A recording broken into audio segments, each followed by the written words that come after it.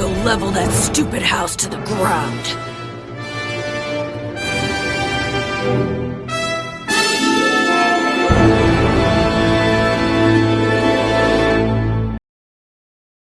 I am back. Bitches. Did you thought you could get rid of me that easily and not come back?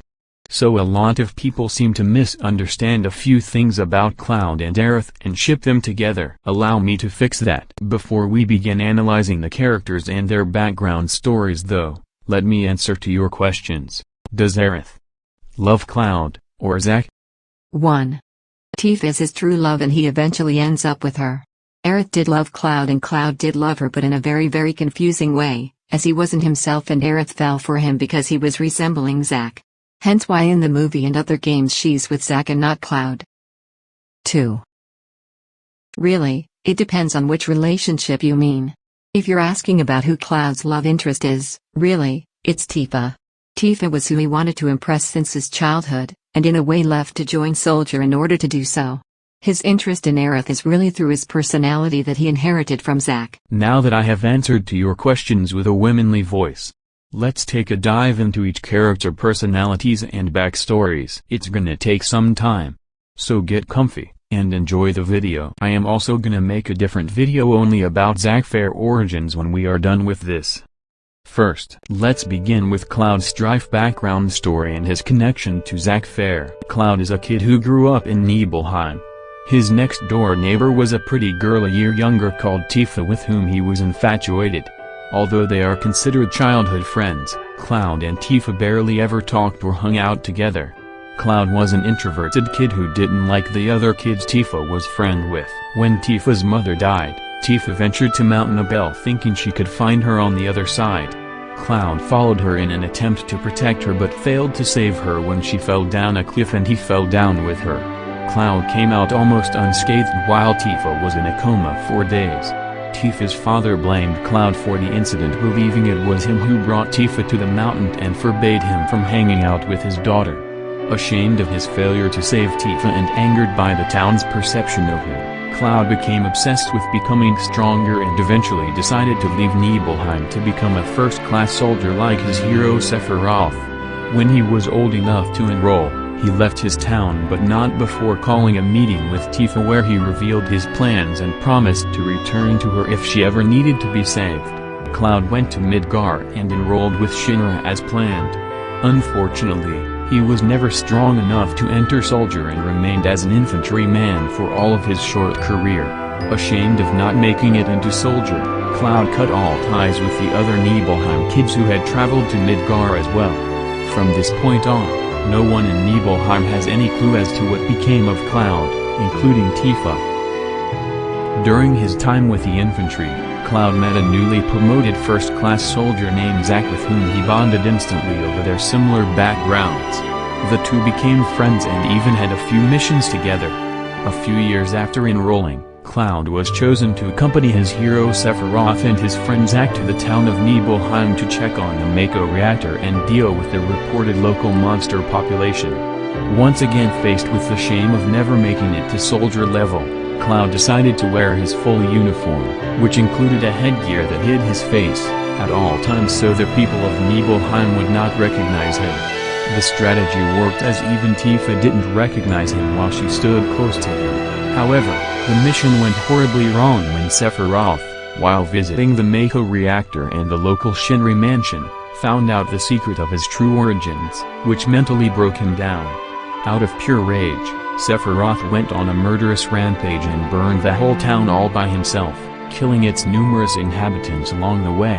Cloud, still in uniform, Tifa and Zack all went after Sephiroth but Zack was knocked unconscious and Tifa was severely injured while trying to stop him. Cloud, however, was able to stab Sephiroth with Zack's Buster Sword while he had been distracted. He was then ran through with Sephiroth's Masamune but before collapsing, he miraculously found the strength to use the Masamune as a lever to hurl Sephiroth in a Mako pit which, according to Shinra records, killed Sephiroth. After Cloud managed to throw successfully Sephiroth into the Mako pits, Hojo saw and took the opportunity for taking both Zack and Cloud as his new specimens.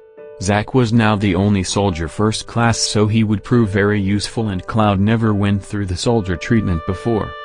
While Cloud suffered from Mako poisoning, Zack was able to resist the experiments due to his body being used to Mako after his soldier training.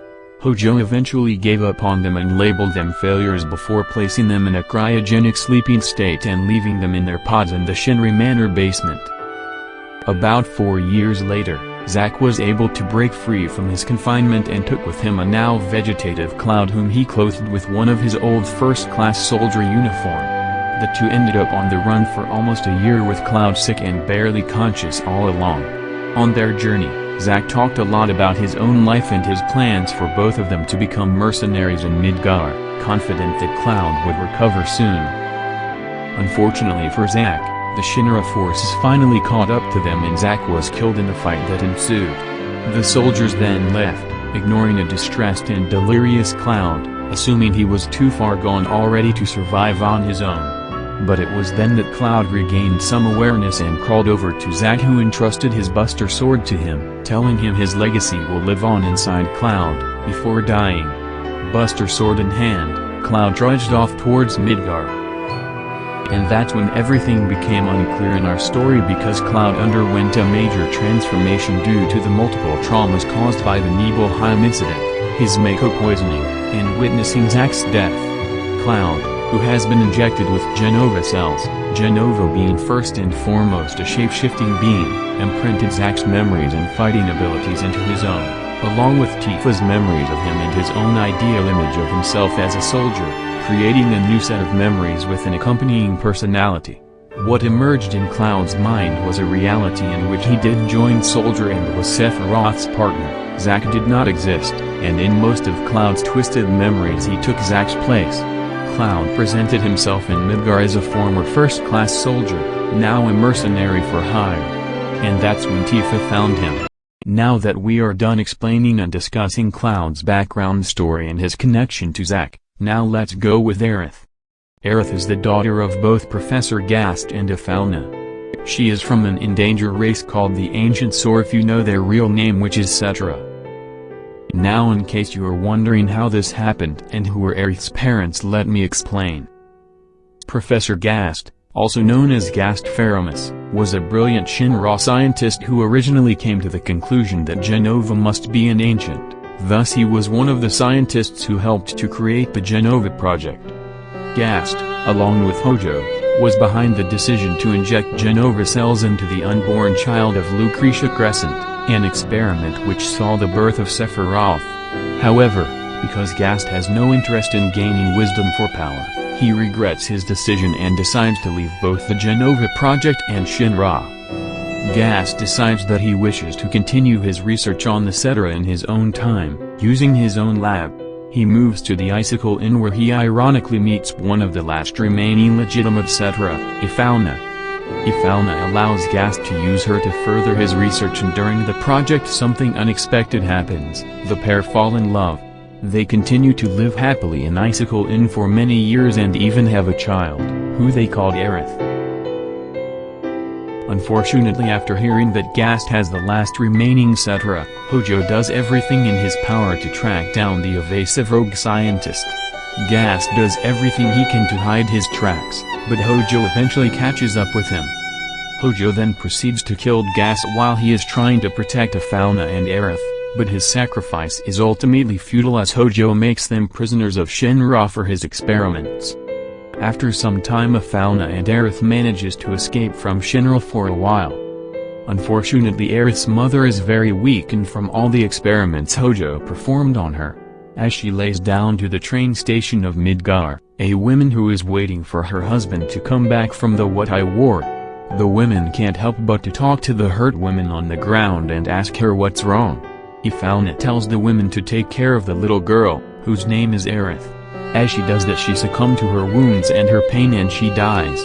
The woman is shocked by what she just saw, but since she is all alone and has no children and her husband hasn't come back yet, she decides to take the child. It didn't take long for Aerith to use to this new environment around her. However, she constantly kept hearing people's voices who died in the past and present. After a while she tells her stepmother that someone she truly loved passed away and that his soul returned to the life stream. At first she didn't believe her, but after some time a letter came to her doorstep saying that her husband died back in the What I Ward. Only then, the women believed Aerith and she was shocked. Sometime later, a Turk who was working for Shinra called Singh came to her house asking for the last ancient, Aerith. Aerith and her stepmother immediately denied that she was a Cetra. Of course all three of them knew the truth well. The Turk didn't take Aerith since it wasn't necessary cause they could simply watch her every move. A few years later, Aerith is in her church and growing her own flowers since it's the only place where it grows any flowers at all in Midgar. All of a sudden a guy falls out of the sky and scared her. The guy was unconscious and couldn't talk at the moment. However, as he hears a voice talking to him, thinking that it's his mother's voice, he is talking towards that voice. At some point he finally wakes up and jumps up. Aerith, surprised the man came out uninjured, she asked him if he was okay. The guy asked where was he and Aerith explained him. The guy thought that Aerith saved him, he thanked her. Of course Aerith said that he didn't do anything over saying only hello. The guy quickly introduced himself and told her his name, Zack. Aerith told to Zack that he really frightened her as he fell out of the sky. Zack told her thank you and asked her on a date to pay her for her kindness. Aerith giggled and asked him what's that? Zack didn't give up and insisted on taking her out on a date sometime. Things went well and as Zack went out with Aerith for a walk they passed through many places. At some point a boy came and stole Zack's wallet and run away. Zack became aware of it and chased the little boy to get his wallet back with Aerith's help. After some time they finally managed to get Zack's wallet back. Aerith and the boy said to Zack that he wouldn't steal something if there wasn't a reason. And that he did it for his sick dad. After they finally took a break after all that chasing, Zack and Aerith stopped to the park where they sat down and relaxed a little bit. Moments later they both started talking to each other. Aerith said to Zack how much she was afraid of the sky and Shinra. She told him that she was afraid of the soldiers cause they fight and they love it. Zack said to Aerith that he is with Soldier too and that he is first-class soldier. Aerith felt ashamed as she said all those things for Soldier and since Zack was in Soldier and she apologized. Zack didn't care less though about that as he continued flirting with Aerith. Aerith said to Zack that unlike other soldiers he didn't frighten her. Aerith glared at Zack's face and said, so pretty. Zack took the opportunity and asked the face. Aerith said not that. The eyes. Zack once again took the opportunity and pulled of another of his tricks and said, a soldier trademark. Oh, you. Color of the sky, right? Uh-huh. But not scary at all. I'll admit, things haven't been normal at all lately. As he left, Aerith stood behind and waited for him. She wanted to see him again. Time passed and Zack kept coming back and forward cause of his job. However, Aerith didn't mind that.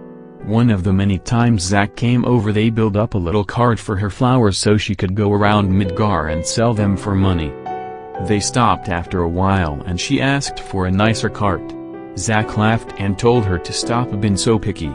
Aerith told Zack that she had some tiny wishes she wanna make. Zack asked her how many. Aerith said 23. Zack told her to write them down so he wouldn't forget. Aerith did that and gave it to Zack. After some time Aerith called Zack but he caught him in a bad time since he was fighting. She told him to not keep your guest waiting.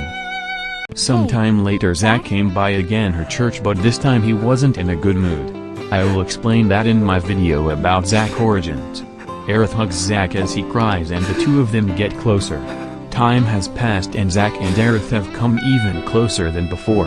Sometime later Zack leaves for a mission to Nibelheim. She called him and he told her that he will call her a little bit later cause he was on a mission.